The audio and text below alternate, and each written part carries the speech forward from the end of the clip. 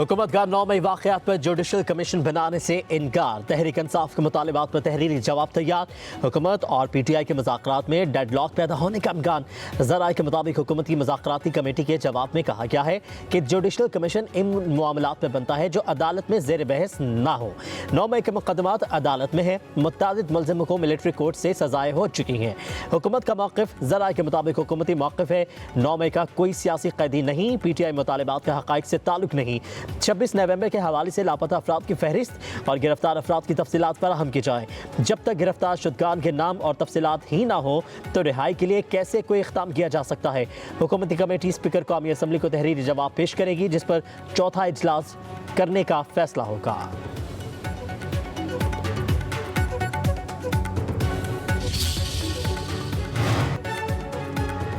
Al-Qadir trust की ज़मीन किस बुनियाद पर दी गई? अल-कादिर यूनिवर्सिटी के लिए ट्रस्ट का वजूद ही नहीं है। सारी ज़मीन अब किसी ट्रस्ट का हिस्सा नहीं। इस केस को सियासी नज़र से ना देखें। सेनेटर इरफान सदीकी का सेनेट में इजहार ख्याल, कहा कि मुल्क में किसी भी मदरसे को बंद नहीं किया जा रहा। कोई इदारा दीनी तालीम दे रहा है तो इस पर एतराज़ नहीं हो सकता। मुल्क में 20,000 से ज़्यादा मदारिस रजिस्टर्ड हैं।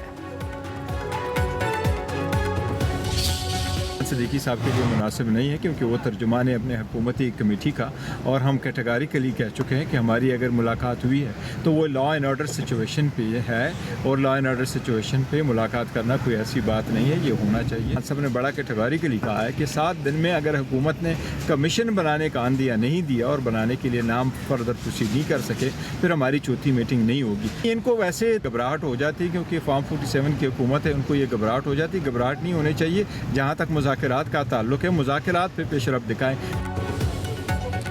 चेयरमैन PTI बैरिस्टर गौहर कहते हैं इरफान सदीकी के लिए मौजू नहीं कि वो आर्मी चीफ और हमारी मुलाकात पर बयान दे। फॉर्म 47 की हुकूमत मामूली बातों पर ही घबराहट का शिकार हो जाती है। अडियाला जेल के बाहर मीडिया से गुफ्तगू करते हुए बैरिस्टर गौहर बोले, बानी ने वाज़ेह किया है कि हमारे मुतालिबात पर जवाब दें। हुकूमत तसल्ली बख्श जवाब ना दे सकी तो मुज़ाकरात जारी रखना मुश्किल होगा। हम हुकूमत के साथ मुज़ाकरात जारी रखना चाहते हैं मगर हमारी शर्त है जुडिशल कमीशन बनाया जाए। मुज़ाकरात की कामयाबी पाकिस्तान की तरक्की की ज़मानत है। बातचीत ठंडे मजाज के साथ ही होती है। मुल्क में जो भी होगा वो पाकिस्तान और आइन के मुताबिक होगा।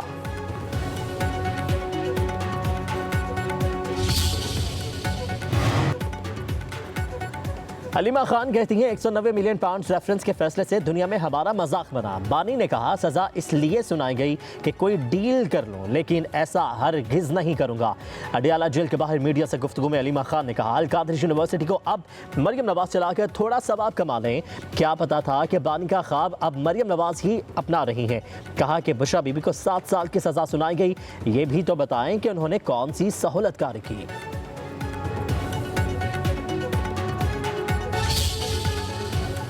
पाकिस्तान हमारी रेड लाइन है। प्रोपेगेंडा वो कर रहे हैं जिन्होंने बच्चों के हाथ में कभी स्कॉलरशिप्स नहीं दिए, पेट्रोल बॉम्ब थमाने के जो आदी हैं वो आज भी ये प्रोपेगेंडा कर रहे हैं। जो बच्चे इनके वर्गलाने में आ गए पहले, आज वो जेलों में हैं और उनको पूछने वाला कोई नहीं है।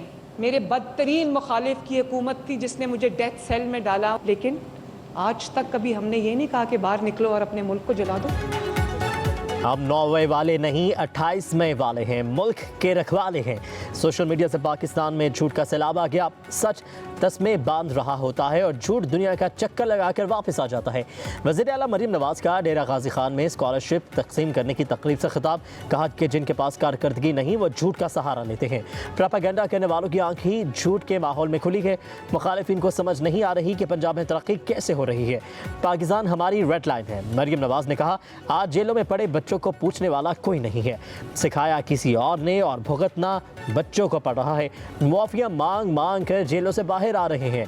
किसी ने टीवी पर कहा मेरे सारे प्रोग्राम को रिव्यूग्राफ होते हैं और बच्चों को समझा बुझाकर मेरे करीब लाया जाता है। एक भी स्कॉलरशिप मेरिट के खिलाफ नहीं दिया गया।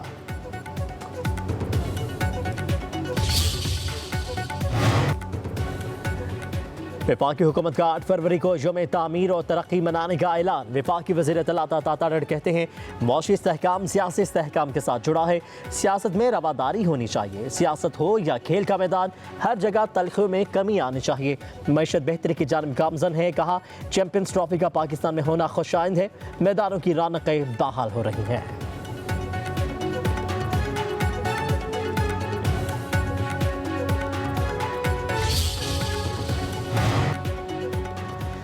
हजाज कराम अल्लाह ताला के मेहमान, इनकी मुआवनत में किसी भी किस्म की लापरवाही बर्दाश्त नहीं करूँगा। वज़ीर आज़म शहबाज शरीफ का हज की तैयारियों के हवाले से जायज़ा इजलास में खिताब। वज़ीर आज़म ने मुआवनीन हज के इंतखाब के तरीक़ाकार, उनकी जिम्मेदारी और दीगर इंतज़ामात पर तफसीलात तलब कर लीं। कहा कि हजाज कराम को हर किस्म की मुआवनत और सहूलतों की फराहमी यकीनी बनाई जाए। सफ़र, रिहाइश और दीगर सहूलतों का खास ख्याल रखा जाए। इजलास में वफाकी वज़रा अहद खान चीमा, चौधरी सालिक हुसैन और मुतल्लिका हुकाम ने शिरकत की।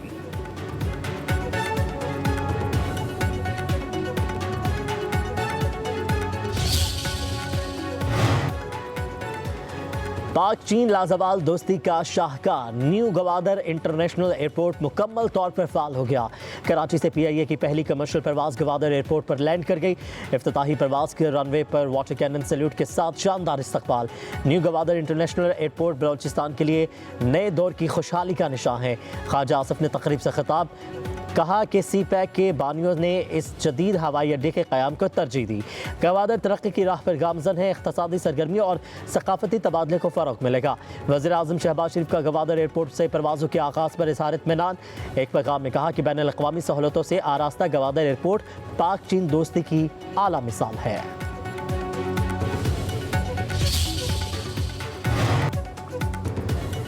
ईरानी मुसल्लह अफ़वाज के chief of general staff major general Mohammad Bagheri का GHQ का दौरा। Army chief general Asim Munir से मुलाकात की। मुलाकात में इलाकाई सलामती और दो तरफा दिफाई ताउन से मुतालिक अमूर पर तबादला ख्याल हुआ। GHQ पहुँचने पर मेजर जनरल मोहम्मद बाकरी ने शहदाए पाकिस्तान को खराज अक़ीदत पेश किया। यादगार शहदा पर फूलों की चादर चढ़ाई। पाक फौज के चाको चबंदस्ते ने गार्ड ऑफ ऑनर समेत उनका पुरतपाक इस्तकबाल किया।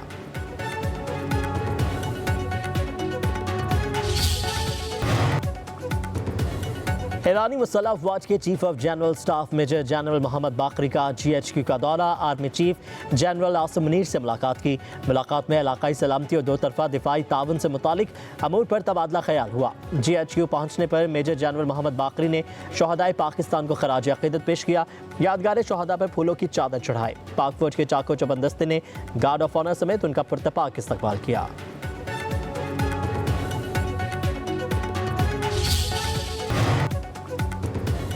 ईरानी मुसल्लह अफ़वाज के chief of general staff major general Mohammad Bagheri का GHQ का दौरा। Army chief general Asim Munir से मुलाकात की। मुलाकात में इलाकाई सलामती और दो तरफा दिफाई ताउन से मुतालिक अमूर पर तबादला ख्याल हुआ। GHQ पहुँचने पर मेजर जनरल मोहम्मद बाकरी ने शहदाए पाकिस्तान को खराज अक़ीदत पेश किया। यादगार शहदा पर फूलों की चादर चढ़ाई। पाक फौज के चाको चबंदस्ते ने गार्ड ऑफ ऑनर समेत उनका पुरतपाक इस्तकबाल किया।